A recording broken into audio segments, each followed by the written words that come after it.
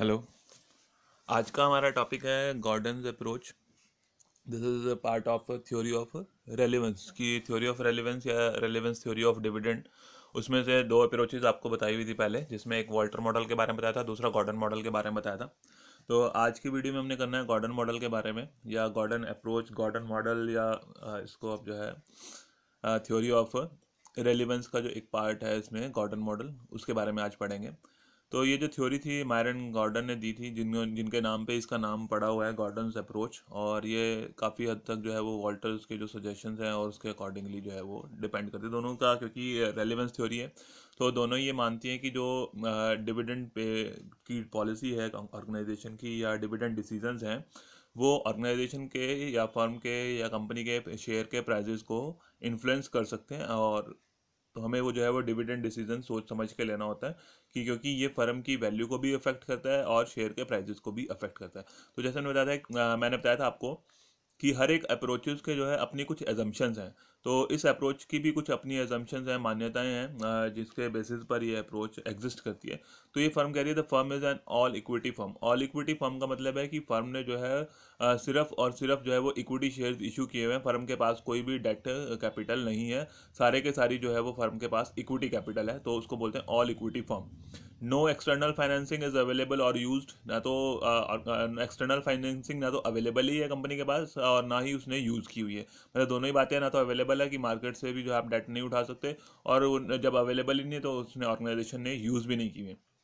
And retained earnings represent the only source of financing investment programmes. तो सिर्फ और सिर्फ जो है वो रिटेन्ड अर्निंग्स ही हैं ऑर्गेनाइजेशन के पास, जिससे वो अपने इन्वेस्टमेंट प्रोग्राम्स को फाइनेंस कर सकती हैं। The rate of return on firm's investment r is constant. जो रेट ऑफ रिटर्न है, जैसे मैंने बताया था पिछली जो हमारी वॉल्टर्स मॉडल थी, उसमें भी दो चीज़ें थी आपके पास, rate of return and cost of capital.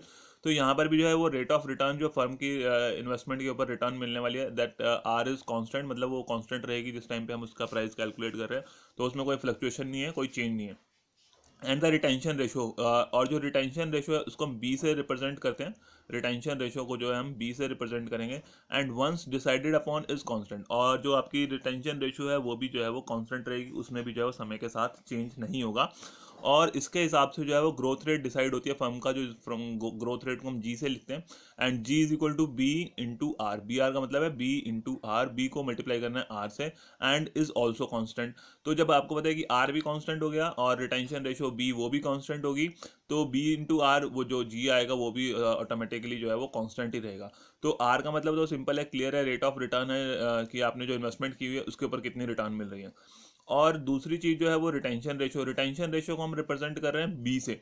और रिटेंशन रेशो का मतलब क्या है कि जो आपने पार्ट ऑफ प्रॉफिट जिसको बिजनेस में रिटेन किया है वो रिटेंशन रेशो होगी। जो आपका अर्निंग्स हैं उन अर्निंग्स को दो हिस्सों में डिवाइड कर देते हैं।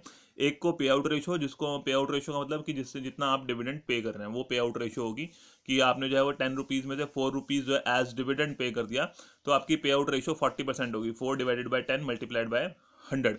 और दूसरी तरफ रिटेंशन रेशो निकालनी है, तो आपने 10 रुपये में से 4 रुपये अगर पे कर दिए तो कितने रखे अपने पास, 6 रुपये रखे। तो 6 डिवाइडेड बाई 10 आपकी अर्निंग्स थी, तो 6 डिवाइडेड बाई 10 मल्टीप्लाइड बाई 100 कितना हो जाएगा, 60%। तो टोटल आपका 100 रहता है। 100 में से जो है वो या तो पे आउट रेशो और रिटेंशन रेशो, दो ही चीज़ों का टोटल है वो, पे आउट रेशो का और रिटेंशन रेशो का। तो रिटेंशन रेशो मींस कि कितना परसेंट जो है आपने वैसा बिजनेस में रिटेन किया है, री इन्वेस्ट किया, उसको रिटेंशन रेशो बोलते हैं। And the cost of capital for the firm remains constant. जो कॉस्ट ऑफ कैपिटल है वो भी कांस्टेंट रहेगी। ये तो रेट ऑफ रिटर्न थी जो हमने इन्वेस्टमेंट की है उसके ऊपर कितनी रिटर्न मिल रही है, और जो फर्म को कैपिटल मिल रही है उस कैपिटल की कितनी कॉस्ट आ रही है, वो कॉस्ट ऑफ कैपिटल भी फर्म के लिए कांस्टेंट रहेगी। And is greater then the growth rate, और ये जो है हमेशा ग्रोथ रेट से ज़्यादा रहेगी। और दैट मीन्स कि cost of capital will be more than growth rate, की जो हमने ग्रोथ रेट निकाली है बी इंटू आर, उससे जो है वो कॉस्ट ऑफ कैपिटल हमारी ज़्यादा रहती है। Firm has a perpetual life, की लॉन्ग टर्म के लिए फर्म एग्जिस्ट करेगी, सिंपल सी बात है। Corporate taxes do not exist, तो इसकी एक असम्पशन ये भी है कि इसमें जो है वो कॉर्पोरेट टैक्सेस जो है वो एग्जिस्ट नहीं करते हैं, कोई भी टैक्स रेट जो है वो ऑर्गेनाइजेशन के ऊपर अप्लाई नहीं होता है। And according to Gordon's model the market value of a share is equal to the present value of future stream of dividends, की इसमें जो है वो जो उसके फ्यूचर में डिविडेंड्स मिलने वाले हैं उसको जो है देखते हैं कि उसकी फ्यूचर जो डिविडेंड्स हैं उनकी प्रेजेंट वैल्यू के बराबर जो है हम शेयर का प्राइस निकालते हैं, कि जो डिविडेंड्स हमें मिलेंगे इन फ्यूचर उसकी जो आज के टाइम की वैल्यू है उसके अकॉर्डिंगली जो है वो हम देखते हैं कि शेयर का मार्केट प्राइस, शेयर की मार्केट वैल्यू जो है कितनी रहेगी, उसके बराबर रहेगी, जो कि शेयर के ऊपर डिविडेंड मिलने वाले हैं उनकी जो प्रेजेंट वैल्यू है, फ्यूचर डिविडेंड्स जो हैं उनकी प्रेजेंट वैल्यू के बराबर जो है वो मार्केट वैल्यू ऑफ शेयर होता है गॉर्डन अप्रोच के अकॉर्डिंग। तो ये है गॉर्डन अप्रोच जो थ्योरी ऑफ रेलिवेंस का पार्ट है, और जो ये मानती है कि डिविडेंड डिसीजन जो है वो फर्म की वैल्यू को भी और शेयर के प्राइसेस को इन्फ्लुएंस कर सकते हैं। देन नेक्स्ट क्या है इसमें हमारे पास, इसके लिए फॉर्मूला है हमारा बेसिक वैल्यूएशन के लिए, कि हमने अगर जो है वो गॉर्डन के अकॉर्डिंगली प्राइस ऑफ शेयर निकालना है। तो पी का मतलब है प्राइस ऑफ शेयर, तो price of share is equal to e into 1 minus b divided by k e minus B are. तो ई का मतलब है अर्निंग्स, अर्निंग पर शेयर। अगर आप पर शेयर की बात करें तो ई का मतलब है अर्निंग पर शेयर, यहाँ पर भी लिखा हुआ है कि ई जो है वो अर्निंग पर शेयर है। पी का मतलब प्राइस ऑफ शेयर है, कि आपने जो है वो शेयर का प्राइस निकालना है। And 1 means 1 and b means retention ratio. B का मतलब है रिटेंशन रेशो, जो भी पिछली स्लाइड में बताया था मैंने आपको, रिटेंशन रेशो की बिजनेस में जो है वो कितना पैसा री इन्वेस्ट, कितना परसेंट जो है वो री इन्वेस्ट किया जा रहा है, वो रिटेंशन रेशो की। रेशो का मतलब परसेंटेज की फॉर्म में लेना है आपने। जब रिटेंशन की बात, रेशो की बात कर रहे हैं तो वो परसेंटेज की फॉर्म में आएगा। तो रिटेंशन रेशो का मतलब 40%, 30%, 60%, कितना परसेंट जो है वो बिजनेस में रिटेन किया जा रहा है। के ई का मतलब पहले भी पढ़ा है हमने, cost of equity capital. And b का मतलब वही रिटेंशन रेशो है, और आर का मतलब जो है वो रेट ऑफ रिटर्न है। तो बी इंटू आर से जो हम क्या निकाल लेते हैं, बी आर से जो है वो ग्रोथ रेट निकलता है, जिसमें बी रिटेंशन रेशो है, आर जो है वो रेट ऑफ रिटर्न है। और पी जीरो के लिए जो फॉर्मूला है हमारा दैट इज इक्वल टू, जैसे अभी हमने निकाला है ई इंटू 1 माइनस बी, तो ई में से अगर हम जो है वो निकाल देंगे, मल्टीप्लाई करेंगे किससे, 1 माइनस बी, तो रिटेंशन रेशो माइनस कर दी 1 में से, तो क्या बचेगी, पे आउट रेशो बचेगी। तो अर्निंग पर शेयर को जब आप पे आउट रेशो से मल्टीप्लाई करेंगे तो अब आपके पास डिविडेंड आ जाएगा। क्या आ जाएगा, दोबारा बता देता हूँ मैं, शायद से क्लियर नहीं होगा। तो अर्निंग्स हैं, अर्निंग्स को मल्टीप्लाई किससे कर रहे हैं हम, 1 माइनस बी से। बी का मतलब है रिटेंशन रेशो। तो जैसे मैंने बताया कि टोटल आपका 100% होता है, 100% में से कितना आपने रिटेन कर लिया तो बाकी का पे आउट बच जाएगा, या 100 में से आपने पे आउट निकाल दिया तो बाकी की रिटेंशन रेशो बच जाएगी। तो 1 ले रहे हैं तो डेसिमल पॉइंट्स में ली जाएगी यहाँ पे रेशो, तो 1 माइनस बी। अगर आपने जो है उसमें से रिटेंशन रेशो माइनस कर दी तो यानी कि आपके पास बच गया पे आउट रेशो। तो अर्निंग्स को जब हम पे आउट रेशो से मल्टीप्लाई करेंगे तब हमारे पास डिविडेंड आ जाएगा। तो ई इंटू 1 माइनस बी जो है वो हमारा डिविडेंड है। के ई का मतलब के ई है, बी आर को हम जो है वो ग्रोथ भी लिख सकते हैं। तो कुछ क्वेश्चंस में अगर आपके पास डायरेक्ट ग्रोथ रेट दी हुई है तो के ई माइनस जी इस फॉर्मूले से डायरेक्ट निकाल सकते हैं। अदरवाइज जो है वो जी निकालने के लिए हमारे को बी इंटू आर करना पड़ेगा। अगर ग्रोथ रेट स्पेसिफिकली मेंशन नहीं किया है तो गॉर्डन अप्रोच के अकॉर्डिंगली अगर हम क्वेश्चन को कर रहे हैं तो हमें बी इंटू आर करके जो ग्रोथ रेट निकालनी पड़ेगी। बी का मतलब retention ratio and r means rate of return. और डी वन के बारे में अगर इंफॉर्मेशन नहीं है तो हम जो है वो, जैसे मैंने पहले बताया था कि डी जीरो इंटू 1 प्लस जी, कि डी जीरो को अगर हम 1 प्लस ग्रोथ रेट से मल्टीप्लाई कर देंगे तो हमारे पास डी वन आ जाता है। तो ये बेसिक फॉर्मूला है अगर हमने जो है वो गॉर्डन अप्रोच के अकॉर्डिंगली शेयर का प्राइस निकालना है। अगर अर्निंग्स बताएं हैं तो अर्निंग्स के बेसिस पर ऐसे निकाल लेंगे, और अगर डिविडेंड के बारे में इंफॉर्मेशन है तो हम ये वाला फॉर्मूला यूज़ कर सकते हैं। बेसिकली अगर आपको कोई इनमें से ये वाला फॉर्मूला कोई भी आता है दोनों में से तो आप कैलकुलेट कर सकते हैं। बट ये ध्यान रखना है कि डी वन के बारे में अगर इंफॉर्मेशन नहीं है तो उसको डी जीरो इंटू 1 प्लस जी करके हमने कैलकुलेट करना है। देन इसकी कुछ इंप्लीकेशंस हैं कि क्या कहते हैं कि गॉर्डन मॉडल कि जैसे हमने पहले वॉल्टर मॉडल में बताया था आपको, वही सेम इंप्लीकेशंस हैं इसकी भी, कि इसमें भी आर और के दोनों चीज़ों को कंपेयर किया जाता है, कि रेट ऑफ रिटर्न को और कॉस्ट ऑफ इक्विटी कैपिटल। तो रेट ऑफ रिटर्न और कॉस्ट ऑफ इक्विटी को कंपेयर किया जाएगा। If are is greater than K, if R is greater than K then optimum payout would be zero in their case. तो अगर जो है वो R means rate of return जो है वो ज़्यादा है और कॉस्ट ऑफ इक्विटी कम है, तो यानी कि बिजनेस के पास इन्वेस्टमेंट के लिए ऑप्शंस हैं, और बिजनेस में जो है अगर पैसे को री इन्वेस्ट किया जाएगा तो उसके ऊपर ज़्यादा रिटर्न आ सकती है। तो अगर बिजनेस में ज़्यादा रिटर्न आ सकती है तो ऑर्गेनाइजेशन को क्या करना है, ऑप्टिमम पे आउट रेशियो कितनी होगी, जीरो। यानी कि जो है वो जब हमारे पास इन्वेस्टमेंट ऑप्शन है तो हमें क्या करना है, कम से कम पे करना है। और कम से कम हम कितना पे कर सकते हैं, 0%, कि हम जो है जितनी भी अर्निंग्स हैं बिजनेस में री इन्वेस्ट करते हैं।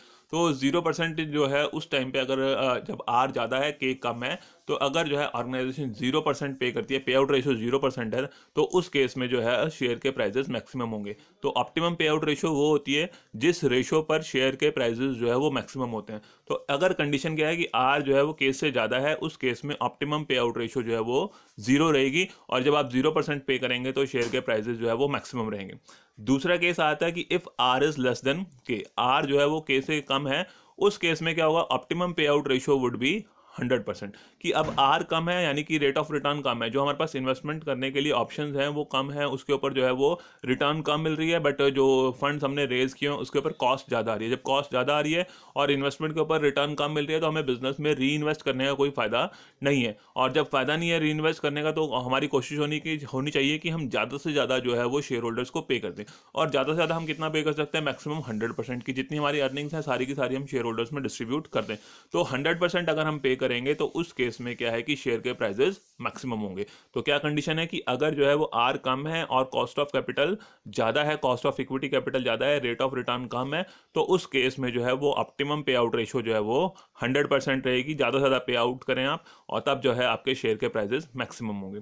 और तीसरी कंडीशन क्या है, आर और के जो है वो बराबर होंगे, तो नो ऑप्टिमम पे डिविडेंड पे आउट रेशियो। तो उस केस में जो है वो डिविडेंड पे आउट रेशियो के लिए कोई भी ऑप्टिमम रेशियो नहीं है, क्योंकि इस कंडीशन में जो है वो शेयर के प्राइजेस जो है वो चेंज नहीं होंगे। डिविडेंड रेट आपका कोई भी रहे, चाहे वो 0% रहे, 10% रहे, 80 रहे, 90 रहे, 100 रहे, 50 रहे, 60 रहे, कोई भी परसेंटेज होगी। तो अगर आर और के दोनों चीज़ें बराबर हैं, उस केस में जो है वो शेयर के प्राइजेस के ऊपर कोई चेंज नहीं होगा। तो ये गॉर्डन मॉडल की जो इंप्लीकेशंस हैं डिपेंड करती हैं दो चीज़ों के ऊपर, एक रेट ऑफ रिटर्न और दूसरा कॉस्ट ऑफ इक्विटी। तो दो चीज़ों को जब हम कंपेयर करते हैं, तो हमारे पास तीन कंडीशंस हो सकती हैं कि उसमें से एक चीज़ ज़्यादा हो, या वही पहले वाली चीज़ कम हो जाए, या दोनों चीज़ें बराबर हों। तो अगर ये आर ज़्यादा है तो उस केस में ऑप्टिमम पे आउट रेशियो 0, और अगर आर कम रह जाती है और के ज़्यादा है तो ऑप्टिमम पे आउट रेशियो 100, और आर और के जो है वो बराबर हैं तो उस केस में ऑप्टिमम पे आउट रेशियो नहीं है कोई भी। तो फर्म कोई भी कितना भी डिविडेंड पे करे, उससे जो है वो फर्म के शेयर के प्राइजेस के ऊपर कोई भी इफेक्ट नहीं पड़ेगा। तो इसमें आज की वीडियो में इतना ही है कि आपको थियोरेटिकल बेस मैंने बता दिया है गॉर्डन अप्रोच का। इसका एग्जाम्पल जो है हम नेक्स्ट वीडियो में करेंगे। Okay, thank you.